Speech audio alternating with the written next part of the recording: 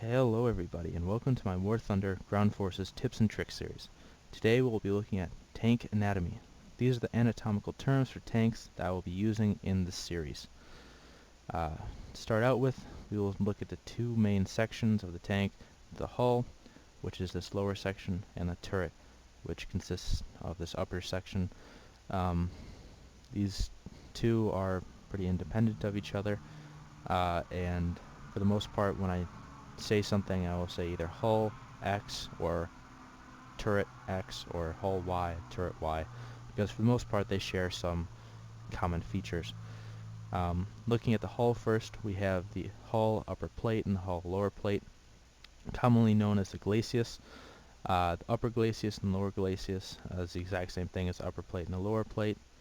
Also on the hull, there's sometimes a hull MG, which is right here. Some tanks, such as the Panther, do not have one. Other tanks have them. Some of them have them a little bit more built in. They're not as obvious. That's the hull MG. Looking at the Panzer IV-H, we can look at side skirts. Side skirts and turret skirts are different than mud guards, which we can see on the Tiger. Mud guards do absolutely nothing for a tank in this game. In real life, they protect the drivers, hatches, and stuff from being gummed up with mud. However, side skirts do have armor and will protect you a little bit. Behind these side skirts or mud guards, or some tanks don't even have anything, are the tracks. The tracks are basically a bunch of wheels and these linked together metal chain type deals. The tracks themselves is just the chain part. However, commonly you'll say the tracks, meaning all of this stuff together. The tracks, the road wheels, which are these wheels down here, they basically just are rollers that house the suspension and allow the tank to move. Then we have the drive wheel, which is up front. It's the sprocketed one, and it drives the tracks around and allows the tank to move. Then we have what I believe is called a return wheel. It's not really used for anything. I don't oftentimes talk about it, but that, just so you know, I think this is called a return wheel. Don't quote me on that, but essentially its job is just to keep tension on the tracks and allow the tracks to return to the drive wheel. Sometimes tanks have spare tracks placed on them. You see here on the Tiger II's turret sides. These do have armor and will protect slightly a little bit more than normal tank. Looking at the side armor, there is an upper and a lower plate. The lower plate is housed behind the tracks, and is pretty thin and usually unsloped, which makes it the most common place to kill a tank, in my opinion. And it's really easy to penetrate usually. The upper part of the side armor is usually a little bit more sloped or a little thicker, and is usually a little bit harder to penetrate. We have the rear armor, usually the thinnest part of the entire tank, and for the most part I don't suggest shooting the rear hull armor, because usually on most tanks the only things behind that is just a bunch of engine, which is not always a great thing to shoot. Next we can look at the underbelly, which is the under part of the tank. Can't really see it here. It's just basically the hull floor, where everyone stands on, everything sits on. Usually it's very thin, but you don't get a whole lot of shots into it because it's kind of hard to find unless the tank is tipped over. Then up on top we have the hull roof and the engine deck.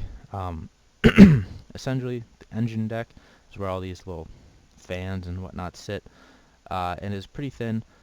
Usually the only thing you're going to hit though behind that is fuel tanks and the engine. Next we have the rest of the hull roof, which consists of some hatches, this one being the driver's hatch and this one being the machine gunner's hatch. This is commonly thin as well, and from the front it's really almost impossible to shoot unless you shoot at the gun mantlet, which is right here, and it bounces down and hits this through a ricochet. The ricochet will cause it to penetrate inside of the hull roof and do damage. Next, looking at the turret, we have the gun barrel. Gun barrel sticks out from the turret and is really not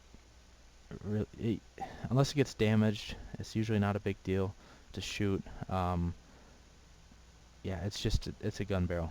Then we have where the gun barrel meets the turret front. The gun mantlet.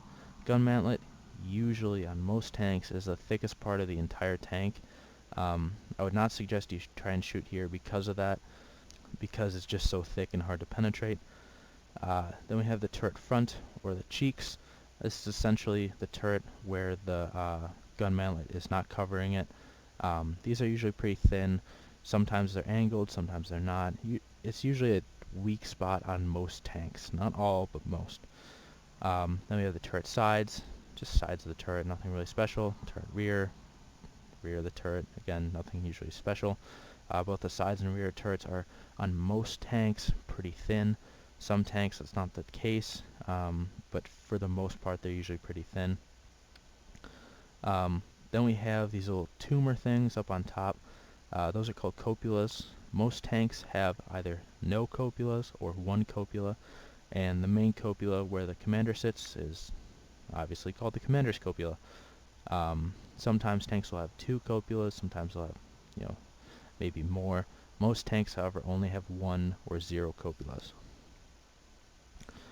Then we have the turret roof, which is just the roof of the turret. Again, pretty thin.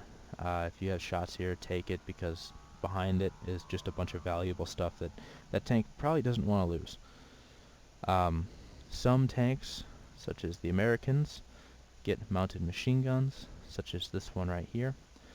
These mounted machine guns are basically just auxiliary weapons, and they're used mostly for shooting down aircraft or destroying buildings, but as we can see here in this M18 Hellcat, some tanks have open topped roofs, which means that these machine guns can shoot in there and kill crew, which is very useful. Other tanks that are tank destroyers specifically have what is known as a casemate. A casemate is the replacement for a turret on most tank destroyers. It is basically just a hunk of metal placed on top of it or welded into a hull. Some casemates, the casemate is seamless in the front, so it's seamless. There's nothing there that makes it seem like it's a different part of the tank. But a couple tanks are kind of just more jury-rigged together, like the Ferdinand. Usually they have a lot heavier armor than your standard turret because they don't need to worry about things like turret drives and can you rotate the turret. The engine itself does that for you by rotating the entire tank, so you can have a lot heavier armor on the casemate than you normally do on most tanks. Next, let's look inside of a tank at the crew. Crew are basically the people who crew a tank. Most tanks will have 3, 4, or 5 crew members.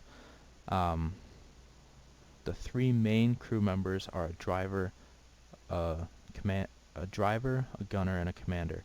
The 2 auxiliary people are a machine gunner / radio operator and a loader. Looking inside the turret, we have the gun breech, which is huge inside the turret. Optics, which sit all over the tank. They're used by 1 or more crew members, so losing optics can make your crew unable to see in certain directions. Next we have the ammo racks, which are these giant bullet-looking things. Some tanks have 2-part ammunition, usually at about 120mm guns and bigger. They get to 2-part ammunition, which means that there's a charge and a warhead and 2 different parts. Then we have fuel cells, or fuel tanks as most people call them, which are again found all over the tank. These can light on fire or explode, destroying the tank. We have the transmission, which sits right here. Most American and German tanks have the transmission in the front. Some American tanks and most Russian tanks have the transmission in the rear.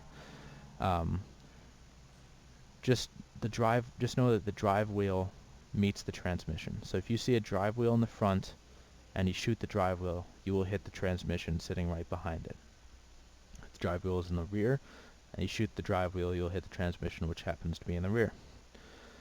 Next we have the engine, which obviously works the transmission and puts power into the tracks. Engine, losing that, obviously you can't drive. Next we have radiators. I don't believe engines can overheat in this game, but the radiators essentially just radiate the heat from the engine and keep it cool. And because this is a giant metal box, engines can get pretty hot, so you do need pretty large radiators, as you can see. Next we have radio stations. Sit right next to the radio operator / machine gunner. Sometimes a crew member will double as a commander and a radio operator. Sometimes it will be a loader and a radio operator. Just depends on the tank. Radio stations, losing that means that the mini-map no longer displays tanks, so you have to spot them yourself. The turret ring, which on tanks with a rotating turret, this decides side-to-side movement. Losing this means you can't move your turret side-to-side, which makes you a glorified tank destroyer, essentially. There's also a vertical aiming device, which does the same thing, except in the vertical direction. Losing this means you can't move your gun up and down. Tanks like the Ferdinand, however, have a actual horizontal and a vertical aiming device because they don't have a turret. So we're also going to look at a couple other terms I will be using quite often, namely coaxial weapons. I'll do this, then I'll cut to some gameplay and show you some of the stuff with that. Coaxial weapons, literally what it means is any weapon that sits on the same axis as the main gun. So in the mouse, the coaxial weapons are both this little 75 and this machine gun right here. Some tanks have only a machine gun as the coaxial weapon.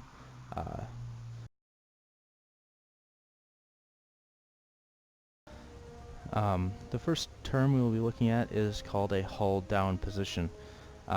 This means that you are essentially blocking the hull from enemy fire. This is really useful in tanks that don't have very strong hulls, or whose turret armor is incredibly strong and doesn't have a whole lot of weak spots. It's also useful in tanks like the M18, which we see here, which don't have any armor whatsoever, and you want to just make the silhouette really small. Silhouette means like basically the cutout of the tank and how big it is. So when we look here, we see that there's a little ridge in front of us. This ridge is covering the hull from enemy fire. It means that only the turret can be seen.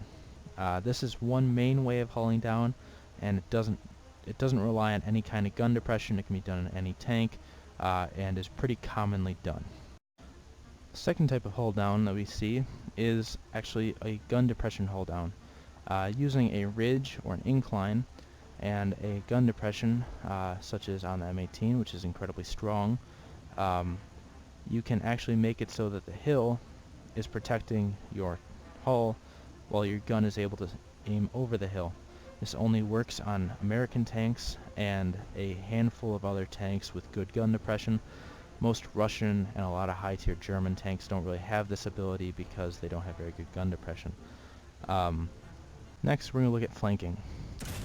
As we can see, we can't penetrate this Panther's frontal armor. So what we're going to do is flank it, getting around to the sides or the flanks of the tank to shoot it. This allows us to penetrate the tank and much more easily kill it. Flanking can be done by simply driving around the side. It can be done by driving around buildings to get to the side. Essentially it means instead of fighting the front of the tank, you try and fight the sides of it. Next, we have side scraping and playing peekaboo. Side scraping essentially means that you only show the side of your tank to the enemy. This means that they can bounce off your side quite easily, and you can return fire by moving your turret over and bang, killing them or something.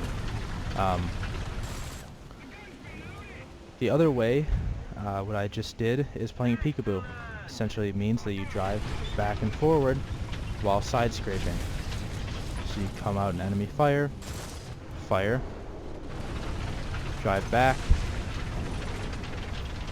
This makes you an incredibly hard target to penetrate, and may negate many weaknesses in your frontal hull, or if you are in a quick medium tank like this M60 over here, it can help you by keeping your tank out in the open for the least amount of time, as we see it just killed a T10M. This is really useful in heavy tanks, but can also be used in almost any single tank at any single tier.